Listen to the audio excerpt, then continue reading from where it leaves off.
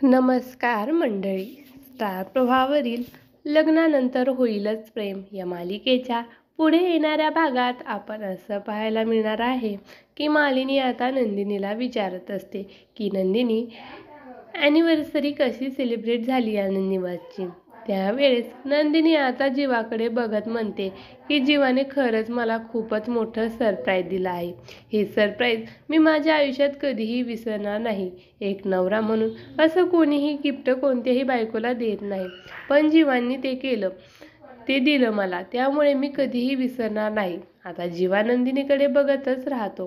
ते दुसरीकडे आपण पाहतो आता काव्य अनिशाला सांगत असते की अगं आता मला सहन होत नाहीये, या सगळ्या गोष्टींचा मला एवढा त्रास होतो आहे की मलाच तुला सांगू कसं हे कळत नाहीये की मला आता असंच वाटतंय की मी मरून जावं. त्यावेळेस अनिशा आता काव्याला म्हणते की अगं तुला मरण जरी आलं ना तर 5 जिजू ते स्वतःवर घेतील. तुला चांगलंच माहिती आहे 5 जिजू तुझ्यावर किती प्रेम करतात. तेव्हा काव्या म्हणते की नाही, ते मरण मी पारचर कधी येऊ देणार नाही. तेव्हा अनिशा आता प्रेमानेच काव्याला मिठी मारत म्हणते की अगं तुला कळतंय का, तू सुद्धा त्याच्या प्रेमामध्ये गुंतत चालली आहेस.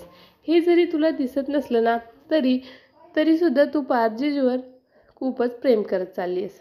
त्यावेळेस तिथे समोरचा लाईटही पेटतो. तेव्हा अनिशा म्हणते की बघ हे सत्य आहे. आता पुढे येणाऱ्या भागामध्ये काव्या पारच्या प्रेमात पडणार हे सत्य स्वतःला पटवून देणार का, हे पाहणे खूपच रंजक ठरणार आहे. लग्नानंतर होईलच प्रेम या मालिकेचे असेच नवनवीन अपडेट पाहण्यासाठी आपल्या चॅनलला लाईक करा, शेअर करा आणि सबस्क्राईब करायला विसरू नका. धन्यवाद.